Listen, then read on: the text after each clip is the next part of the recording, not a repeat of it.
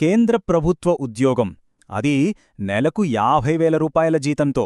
వినడానికే చాలా బాగుంది కదా. కాటన్ యూనివర్సిటీ నుంచి వచ్చిన ఈ నోటిఫికేషన్ గురించి మనమీరోజు పూర్తిగా తెలుసుకుందాం. ఇది చాలా స్పెషల్ అండి, ఎందుకంటే చేతికి వచ్చే జీతమే దాదాపు 50,000. అసలు ఏంటి ఈ ఉద్యోగం, దీని వివరాలేంటో చూసేద్దాం రండి. అవును, మీరు చూస్తున్నది నిజమే, 50,000 రూపాయలు. ఈ జాబ్కి సెలెక్ట్ అయితే నెలకి చేతికొచ్చే జీతం అంటే ఇన్ హ్యాండ్ శాలరీ సుమారుగా ఇంతుంటుంది. ఇక్కడ మనం మాట్లాడుకునేది గ్రాస్ శాలరీ గురించి కాదండోయ్. అన్ని అలవెన్సులు కలుపుకుని పీఎఫ్ లాంటివి పోగా ఫైనల్గా మన చేతికొచ్చే అమౌంట్ అన్నమాట. అందుకే ఈ జాబ్ చాలామందికి ఒక డ్రీమ్ జాబ్ లాంటిది. సరే, 50,000 జీతం అంటున్నారు, బానే ఉంది. అసలు ఎలా సాధ్యం? ఈ శాలరీ స్ట్రక్చర్ ఏంటి? ఇప్పుడు మనం కాటన్ యూనివర్సిటీలోని జూనియర్ అసిస్టెంట్ పోస్టుకు ఇంత జీతం ఎలా వస్తుందో డీటెయిల్గా విశ్లేషిద్దాం. ముందుగా ఈ కాటన్ యూనివర్సిటీ గురించి చూద్దాం. ఇది అస్సాంలోని గౌహతిలో ఉంది. సమానేవాబేంటంటే ఇది ఒక సెంట్రల్ గవర్నమెంట్ యూనివర్సిటీ, అంటే ఇది కేంద్ర ప్రభుత్వ ఉద్యోగం. దీనివల్ల ఏంటి ఉపయోగమంటారా? దేశంలో ఎక్కడి వాళ్ళైనా అప్లై చేసుకోవచ్చు. అంతేకాదు, ఫ్యూచర్లో సొంత రాష్ట్రానికి ట్రాన్స్ఫర్ పెట్టుకునే అవకాశం కూడా ఉంటుంది. స్టేట్ గవర్నమెంట్ జాబ్స్లో ఈ ఫెసిలిటీ ఉండదు కదా. అయితే నోటిఫికేషన్ చూసిన వెంటనే అందరికీ వచ్చే డౌట్ ఇదే, అరే బేసిక్ పే కేవలం 14,000 కదా, మరి శాలరీ ఏకంగా 50,000 వరకు ఎలా వస్తుంది? ఇది చాలామందిని కన్ఫ్యూజ్ చేసే పాయింట్. ఇక్కడే ఉంది అసలు మ్యాజిక్ అంతా, అదే గ్రేడ్ పే. సాధారణంగా ఇలాంటి ప్రభుత్వ ఉద్యోగాల్లో బేసిక్ పే ఒక 18,000 నుంచి 21,000 ఉంటే గ్రేడ్ పే ఒక 1,900 ఉంటుంది.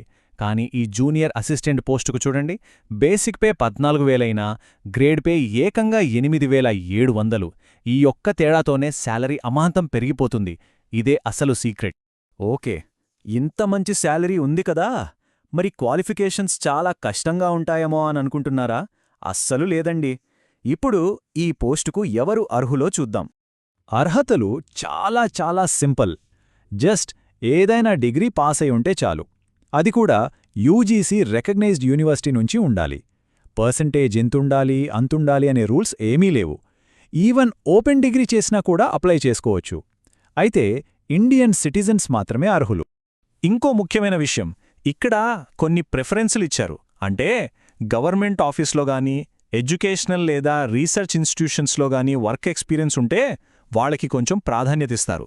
కానీ ఇది కంపల్సరీ కాదు. అంటే ఫ్రెషర్స్ కూడా హ్యాపీగా అప్లై చేసుకోవచ్చు. ఇది వాళ్లకొక గోల్డెన్ ఆపర్చునిటీ. ఇక వేకెన్సీల విషయానికొస్తే మొత్తం 9 పోస్టులున్నాయి. అందులో ఓపెన్ కేటగిరీలో 5, ఓబీసీకి 2, ఎస్టీ కేటగిరీకి 2 పోస్టులు కేటాయించారు. అన్నీ బానే ఉన్నాయి. మరి అప్లై చేయడమెలా? ఈ అప్లికేషన్ ప్రాసెస్లో ఒక చిన్న ట్విస్ట్ ఉంది. అది జాగ్రత్తగా గమనించాలి. ఇది 2 దశల ప్రక్రియ. చూడండి, మొదట ఆన్లైన్లో అప్లికేషన్ ఫిల్ చేసి సబ్మిట్ చేయాలి. అది అయిపోయాక ఆ సబ్మిట్ చేసిన అప్లికేషన్ని ప్రింట్ తీసుకోవాలి. ఆ ప్రింటౌట్ని, అంటే హార్డ్ కాపీని, వాళ్ళిచ్చిన యూనివర్సిటీ అడ్రస్కి పోస్ట్ ద్వారా పంపించాలి. చాలామంది ఆన్లైన్లో అప్లై చేసి వదిలేస్తారు. కానీ ఇక్కడ హార్డ్ కాపీ పంపించడం కూడా తప్పనిసరి. ఇది మర్చిపోకండి. ఇక డేట్స్ విషయానికొస్తే ఇవి చాలా ముఖ్యం. నోటిఫికేషన్ డిసెంబర్ 19న వచ్చింది. ఆన్లైన్లో అప్లై చేయడానికి లాస్ట్ డేట్ ఫిబ్రవరి 2. మీరు పంపిన హార్డ్ కాపీ యూనివర్సిటీకి చేరడానికి చివరి తేదీ ఫిబ్రవరి 9. సో టైం చాలా తక్కువ ఉంది. అప్లికేషన్ ఫీజు చూస్తే జనరల్ ఇంకా ఓబీసీ వాళ్లకి 1,000 రూపాయలుంది. ఎస్సీ, ఎస్టీ కేటగిరీ వాళ్లకి 500 రూపాయలు. సరే, అప్లై చేసేశాం. ఆ తర్వాతేంటి? సెలెక్షన్ ప్రాసెస్ ఎలా ఉంటుందో ఇప్పుడు చూద్దాం. సెలెక్షన్ ప్రాసెస్లో మొత్తం 3 స్టేజెస్ ఉంటాయి. ఫస్ట్, వచ్చిన అప్లికేషన్స్ అన్నిటినీ స్క్రూట్నీ చేస్తారు. అందులో షార్ట్ లిస్ట్ అయిన వాళ్ళకి ఒక రిటన్ టెస్ట్ పెడతారు. ఆ టెస్ట్లో క్వాలిఫై అయిన వారికి ఫైనల్గా స్కిల్ టెస్ట్ ఉంటుంది. అయితే సిలబస్ ఏంటి అని నోటిఫికేషన్లో క్లియర్గా ఇవ్వలేదు. కానీ జనరల్గా సెంట్రల్ గవర్నమెంట్ ఎగ్జామ్స్ ప్యాటర్న్ చూస్తే general English, general awareness, basic maths, computer knowledge ఇంకా కరెంట్ అఫైర్స్, వీటి మీద ప్రశ్నలు ఉండే అవకాశం ఎక్కువగా ఉంది. ఇప్పటివరకు మనం పాజిటివ్స్ అన్నీ చూశాం.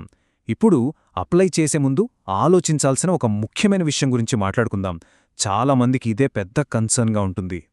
అదే లొకేషన్. పోస్టింగ్ అస్సాంలోనే గౌహతిలో కదా. చాలా దూరం అనిపిస్తుంది కదా. ముఖ్యంగా సౌత్ ఇండియా వాళ్లకి ఇదొక పెద్ద సమస్యగా అనిపించొచ్చు. అంత దూరం వెళ్లాలా అని చాలామంది వెనకడుగు వేస్తారు. కానీ ఇక్కడే మనం లాంగ్ టర్మ్లో ఆలోచించాలి. గుర్తుంచుకోండి, ఇదొక సెంట్రల్ గవర్నమెంట్ జాబ్. అంటే కొన్ని సంవత్సరాలు సర్వీస్ చేశాక సొంత రాష్ట్రానికి బదిలీ అయ్యే అవకాశాలు ఉంటాయి. సో కెరీర్ స్టార్టింగ్లో కొన్నేళ్లు వేరే చోట పనిచేయడానికి సిద్ధపడితే లాంగ్ రన్లో ఇదొక అద్భుతమైన కెరీర్కి పునాది వేస్తుంది. సో ఫైనల్గా ప్రోస్ అండ్ కాన్స్ ఒకసారి చూద్దాం. లాభాలేంటి? High in hand salary, central government job security, చాలా సింపుల్ క్వాలిఫికేషన్స్, ఫ్యూచర్లో ట్రాన్స్ఫర్ ఆప్షన్. మరి నష్టాలు? ఇనీషియల్ పోస్టింగ్ అస్సాంలో ఉండడం, అప్లికేషన్ ఫీజు కొంచెం ఎక్కువ, ఇంకా ఎగ్జామ్ సెంటర్ కూడా అస్సాంలోనే ఉంటుంది.